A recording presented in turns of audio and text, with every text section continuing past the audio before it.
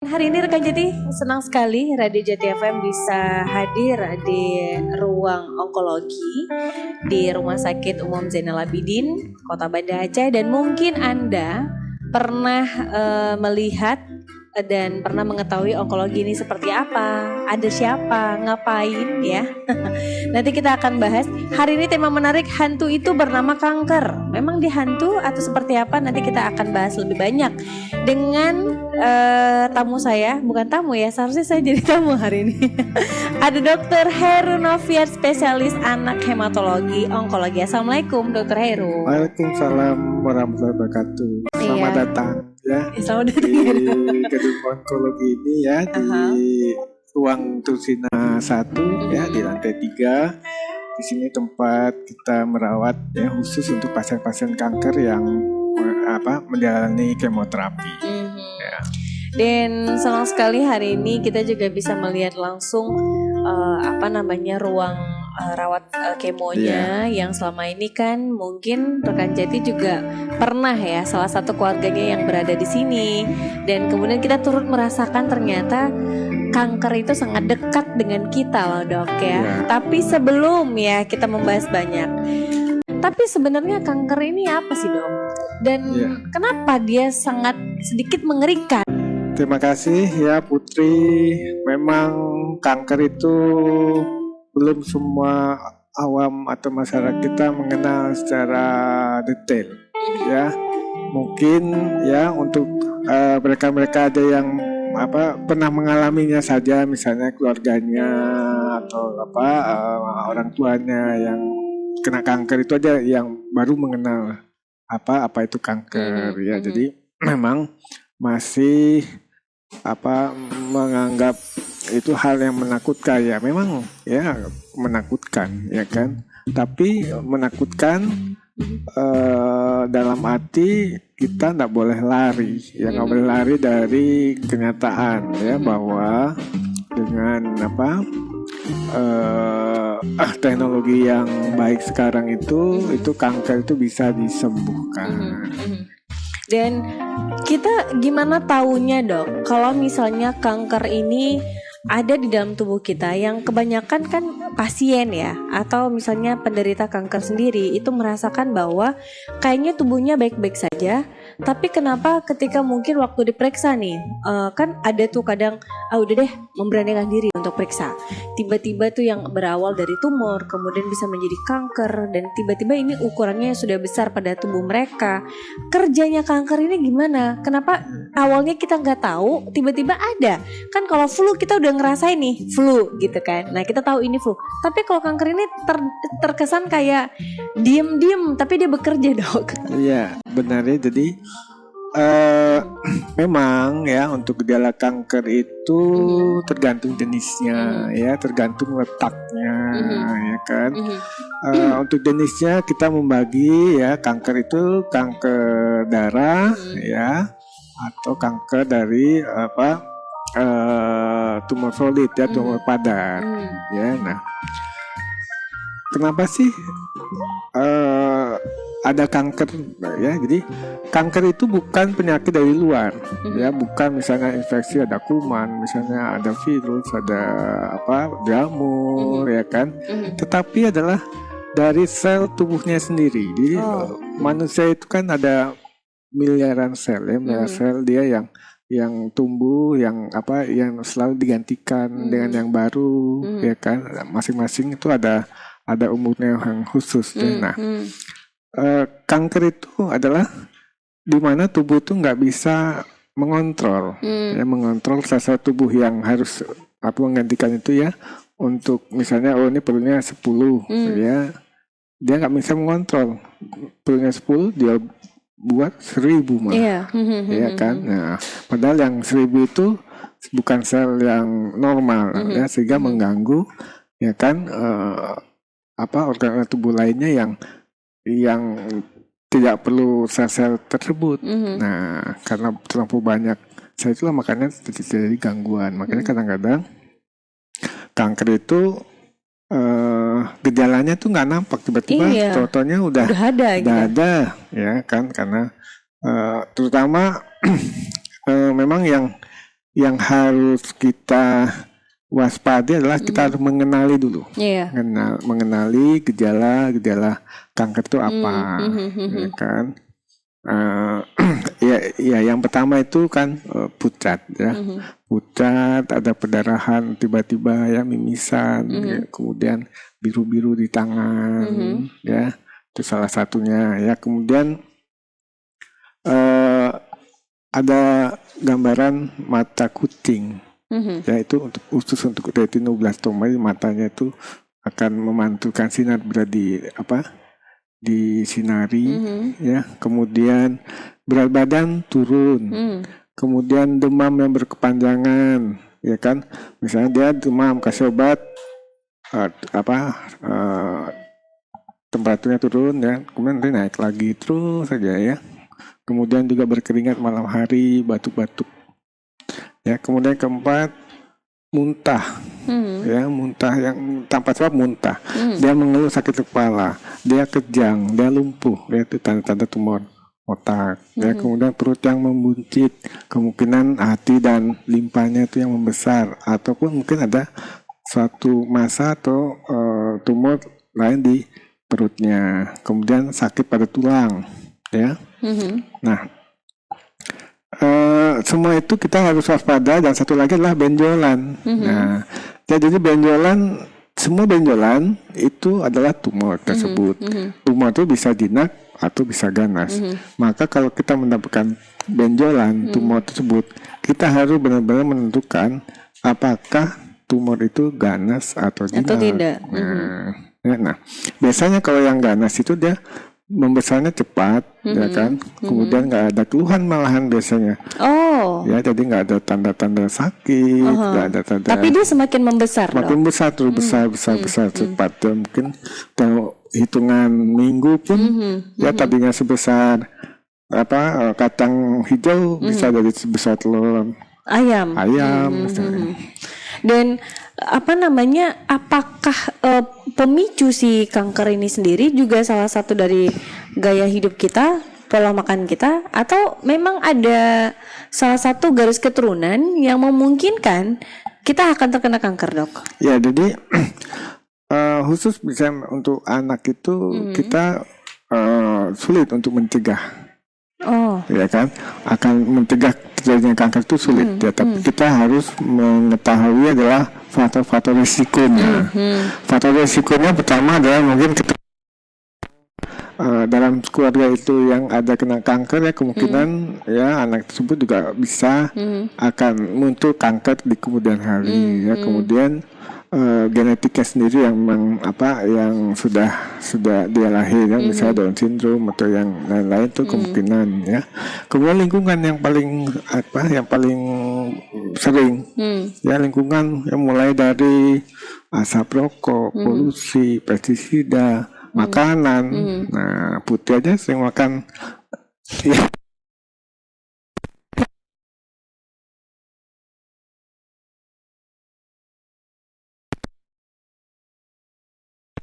Nggak tahu ya, di balik enaknya itu benar. Ada apa? Ada penyedap situ, ada pewarna, ya kan, lain-lain yang kita nggak tanpa sadar itu akan termakan, ya. Nah, sehingga pilihan makan itu salah satu yang juga berbahaya kan, misalnya makanan diawetkan, ya, diasapkan, dibakar. Nah, sate itu kan enak, ya, tapi ya. Tapi ternyata terlalu sering nggak boleh, ya. Ya, karena protein yang terbakar itu sifatnya karsinogenik. Jadi kalau sate matang itu kan, malah harusnya jangan matang-matang, dan nggak gosong. Iya, karena memang kita Dok, ya, kalau makanan kayak dibakar kemudian diasapin, ya, memang salah satu kita juga tahu ternyata ini memicu. Artinya kan ada kebiasaan-kebiasaan hidup masyarakat kita yang memang sudah terbiasa, yang mungkin ini kan enggan ditinggalkan, Dok, karena memang udah enak tadi, ya. Artinya kita terlalu banyak makanan enak yang kita lupa akhirnya makanan sehat yang seperti apa. Tapi ada nggak, Dok, yang memang mungkin pola makan yang harus diperhatikan oleh anak-anak dan juga orang dewasa yang memang ini sepertinya akan memicu yang namanya munculnya kanker. Seperti apa, Dok? Ya, jadi pola hidup itu penting ya. Jadi memang di beberapa literatur pun ya bahwa lingkungan itu akan menyebabkan kanker itu jauh ya 10 tahun berikutnya ya, sehingga pada anak-anak mungkin kita tidak bisa kita terapkan ya untuk pencegahan kanker ya. Mungkin untuk anak-anak yang remaja itu mungkin nanti bisa ya. Nah, tapi yang penting adalah pola hidup sehat ya. Misalnya berat badannya yang seimbang ya kan, kemudian selalu aktif ya, berolahraga ya kan. Kemudian jangan lupa untuk ya, kalau ada gejala tadi yang saya sebutkan itu segera diperiksakan ya, kurangi makanan yang mengandung garam atau natrium ya, beralih ke gandum ya. Kemudian juga air mineralnya air putih ya, dikurangi es teh manis misalnya.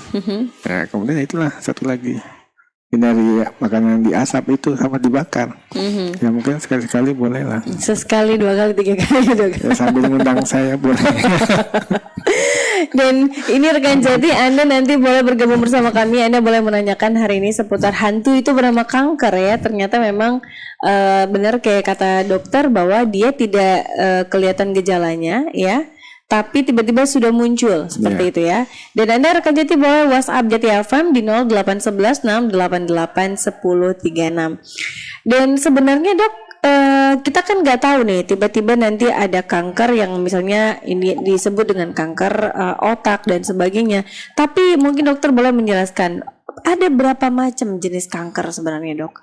Ya, jadi khusus untuk anak itu kan memang kita bagi 2 kelompok tadi ya, sebutkannya adalah kelompok kanker darah, kemudian kelompok kanker jaringan solid ya, solid tumor ya, jaringan solid ya.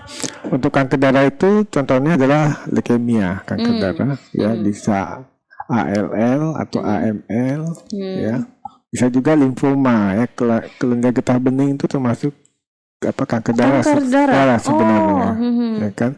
Ya, dia peralihan karena dia kan termasuk dalam pembuluh darah kan. Pembuluh darah itu ada arteri, vena, kelenjar getah beningnya. Ya, kemudian kelompok kanker padat ya, contohnya banyak ya, misalnya kanker otak, kanker mata, kemudian rhabdomyosarkoma, kanker jaringan ikat ya, kemudian neuroblastoma, kanker saraf, kemudian Wilm tumor ya, atau kanker ginjal ya, kemudian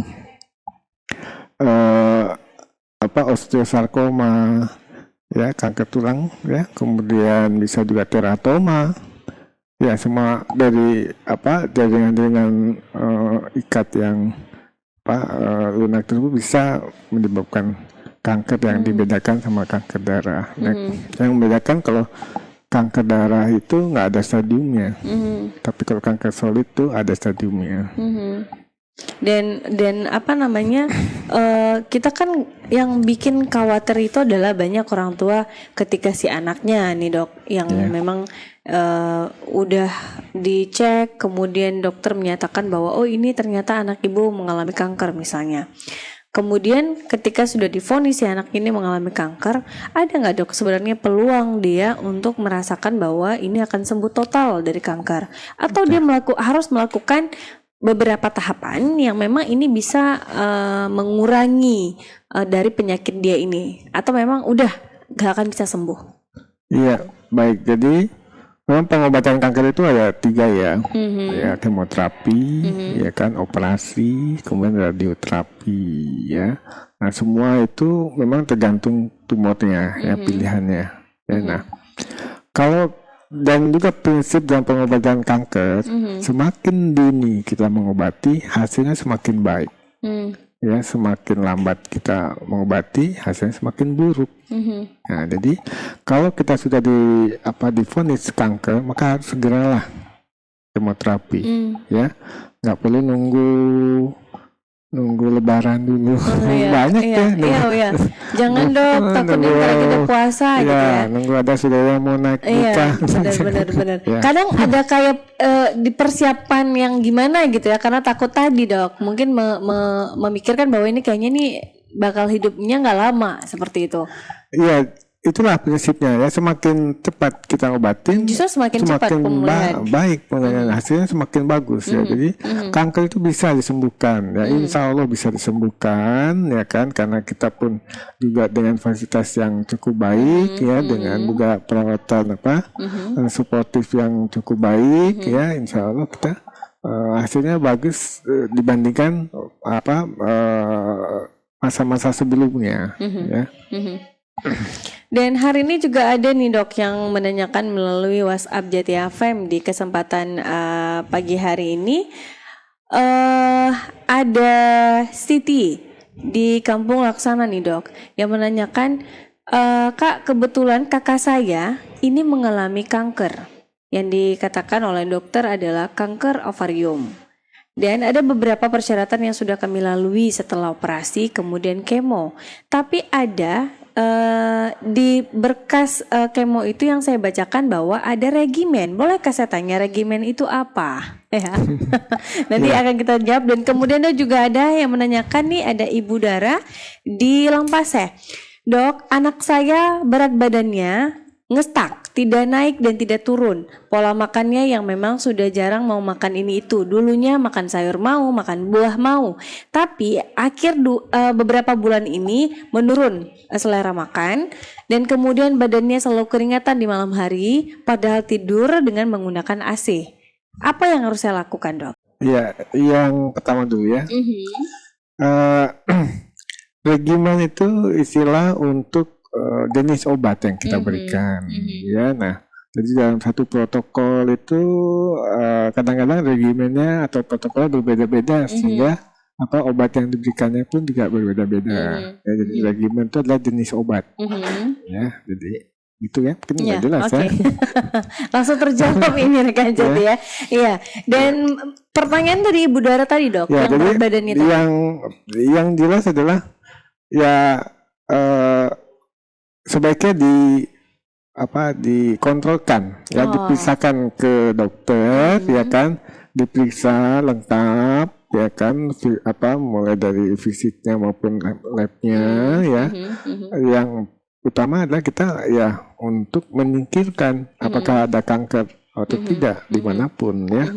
Dari pemeriksaan darah rutin kita bisa mengenal di situ ketahuan ya dok? Ya kan, dengan morfologi darah tepi, kemudian jumlahnya sel-sel darah merah, darah putih, trombositnya, itu kita bisa menilai adanya suatu kanker atau bukan. Oh, di situ akan ketahuan ya dok ya.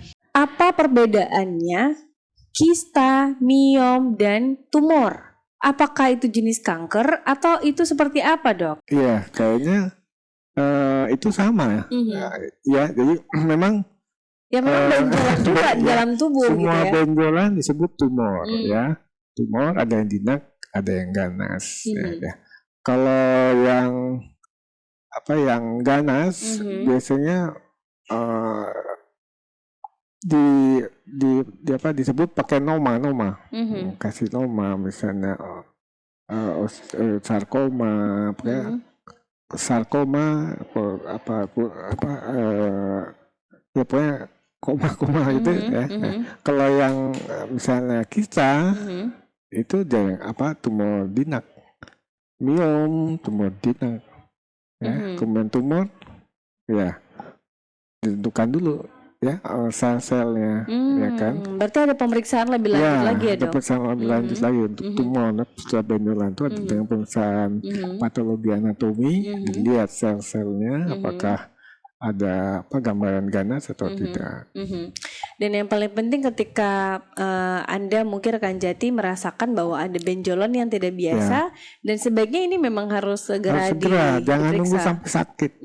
Kalau nunggu sampai sakit udah terlambat.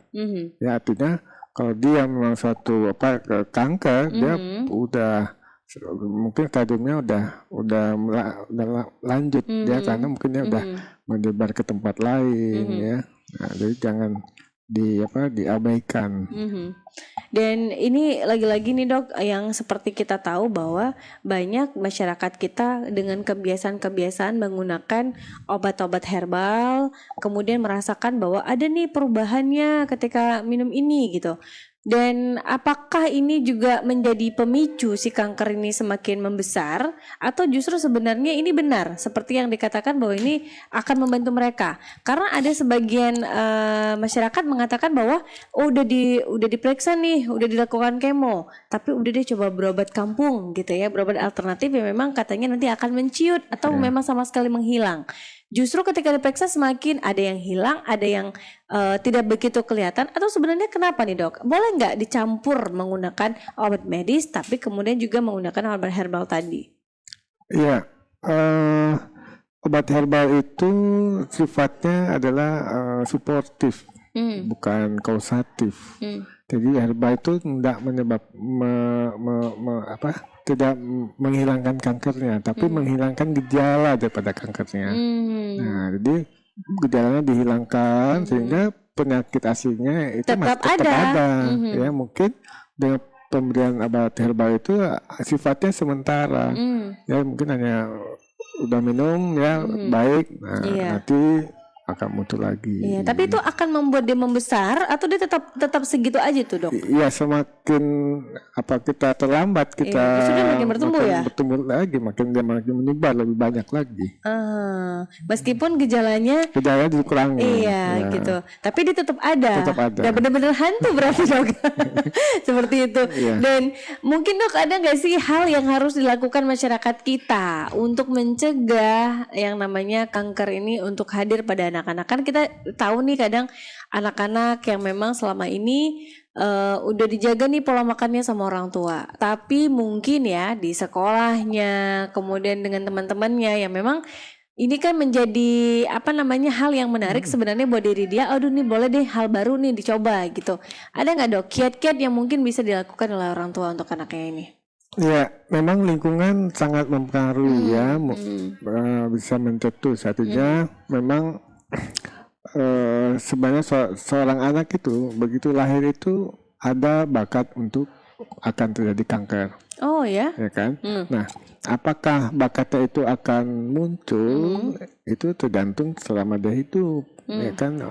Apakah bisa jadi on atau tetap off? Ya, yang buat on off itulah lingkungan, misalnya tadi kan asap, ya asap rokok, ya kalau di dalam keluarga yang ada merokok, atau rokoknya di WC aja atau di warung kopi aja, ya kan? Ya, kemudian juga pestisida, ya banyak kan kita di daerah di sawah-sawah, kita anaknya main-main, ya kan? Nah, pestisida itu banyak mungkin yang terkena, ya. Kemudian juga sumber tegangan listrik yang tinggi ya, sutet, ya, jadi ya listrik yang tinggi ya, kalau dia di bawah itu kan ada aliran elektromagnetiknya. Itu pemicu juga ya dok? Ya, karena sel yang membelah begitu kena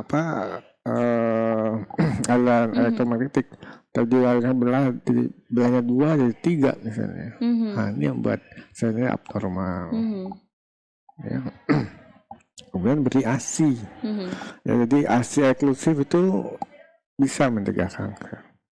Ya, jadi ASI sampai umur 2 tahun ya. Kemudian pola hidup sehat, konsumsi buah-buahan. Nah, kadang anak-anak susah makan buah. Iya. Apalagi kalau misalnya orang tuanya yang tidak doyan buah ya dok ya. Iya. Jadi kemungkinan si anak bisa jadi tidak mencicipi rasa buah karena ya. Karena nggak beli. Di rumah nggak ada buah. Baik dok, ada lagi nih yang menanyakan melalui WhatsApp JTFM. Dok, anak saya sudah di kemo 2 kali. Dan untuk tahap pertama kemo itu memang ada perubahan yang terjadi dalam tubuh anak saya. Kemudian di kemo kedua saya sudah terbiasa karena melihat di kemo pertama.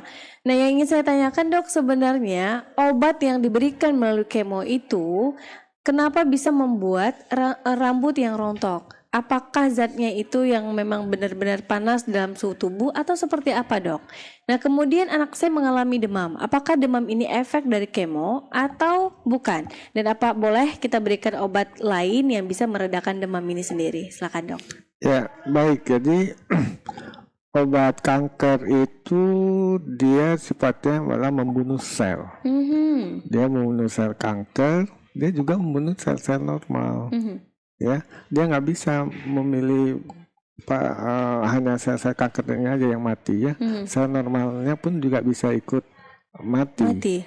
Ya, nah yang membuat efek samping yang tampak nyata apabila yang mati itu yang sel-sel yang tumbuhnya cepat, misalnya rambut, ya, kemudian kuku bisa juga, ya kan, kemudian di mulut, ya, mukosanya, ya, karena harusnya segera digantikan, karena kemoterapi nggak segera, makanya rambutnya rontok.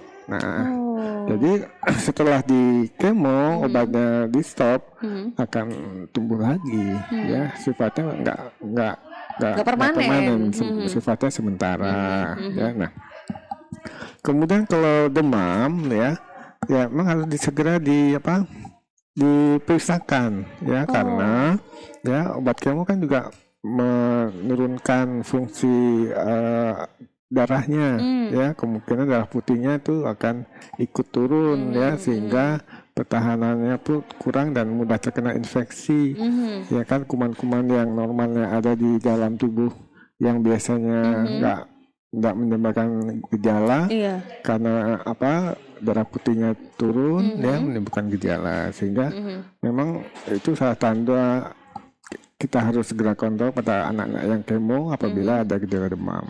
Oh, berarti demam itu bukan hal yang wajar ketika kemo, ya? Tapi justru dia memang harus diberi penanganan, ya, Dok? Penanganan. Ya. Bahkan karena itu salah satu efek samping dari kemoterapi. Dan apakah kemo ini diberlakukan memang sesuai jenis kankernya, Dok? Misalnya nih ada yang kemo sampai 6 kali atau berapa kali? Apa gimana nih, Dok? Apa memang ketetapannya kemonya 6 kali nih atau sesuai dengan kankernya? Ya, semua tergantung daripada kankernya, ya, karena ada protokolnya, ya, memang khusus misalnya untuk leukemia kita udah ada protokol yang seluruh Indonesia sama, dan waktunya pun sudah ditentukan. Memang semua ada protokolnya dan beda-beda masing-masing jenis. Jadi mereka tidak bisa disamaratakan gitu ya. Misalnya dengan ketemu si A, si B yang sama-sama kanker, nah ternyata juga kan kadang udah coba minum ini, ternyata itu belum tentu cocok, ya, Dok, ya. Dan ada lagi nih, Dok, yang mau nanyakan hari ini seputar hantu kanker ini sendiri, Dok. Yang mungkin ini menjadi kekhawatiran orang tua juga. Dok, memang riwayat kanker itu saya sebagai orang tua anak saya juga, saya salah satunya adalah yang pernah mengalami kanker juga. Meskipun saat ini pun saya sedang masa pengobatan yang memang saya gunakan obat kampung, Dok. Nah, ternyata anak saya di usia 3 tahun itu memang harus berhadapan dengan kanker juga, yang memang harus dikemo.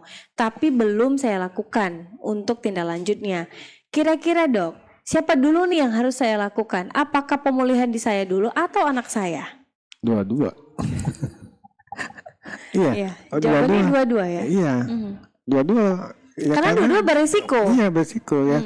Semakin kita tunda, kankernya semakin menghantu.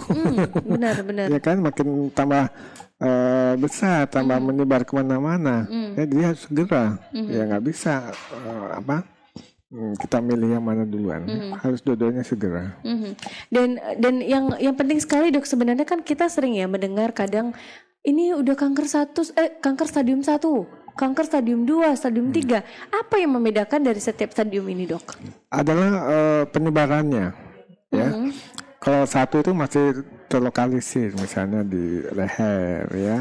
Kemudian stadium 2 udah leher kanan dan kiri, ya kan. Stadium 3 udah melewati diafragma, segmen sudah menjalar, ya, Dok, ya. Ya, kemudian stadium 4 tuh udah metastasis ke organ-organ lain. Misalnya ke hati, ke paru, ke susum tulang, ke ginjal. Dan ini juga tetap harus melakukan tahapan-tahapan tentunya. Ya, semakin tajumnya makin tinggi, kemoterapinya pun semakin intensif lagi dan pengobatannya lebih kompleks lagi. Pencegahan ya, walaupun untuk anak-anak ya tidak secara langsung akan mencegah, ya kan, itu hidup sehat itu memang perlu kita terapkan sampai dia kakek nenek, ya kan. Benar. Kemudian yang kedua adalah kenali ya gejala dan tanda awal daripada kanker, yang tujuh tadi ya. Setiap pucat, ya kan, sakit kepala, mata kucing, perut membesar, ada benjolan, sakit di tulang, ya, kemudian muntah. Yang tanpa sebab ya dok ya? Tanpa sebab, muntah tanpa sebab, sakit kepala terus menerus. Harus segera diperiksakan ya sampai terbukti gejala tersebut bukan suatu kanker. Dan yang terpenting adalah olahraga yang memang olahraga. Dan kalau misalnya nih dok, satu lagi nih dok, seandainya nih saat ini mungkin rekan Jati yang di rumah nih udah pada wanti-wanti nih dok, aduh ini pola makan yang udah memang makin bablas gitu kan, kemudian takut nih tiba-tiba nanti was-was nih ada benjolan dan sebagainya. Ini nanti kalau memang masyarakat kita mau periksa kemana nih dok? Boleh untuk dikunjungi, apakah memang puskesmas menjadi salah satu tempat utama yang harus segera dicek atau kemana dulu nih dok? Ya memang kita bertahap ya, bahwa mungkin ke fasilitas pelayanan primer dulu, kemudian sekunder, baru tersier, ya, bertahap ya.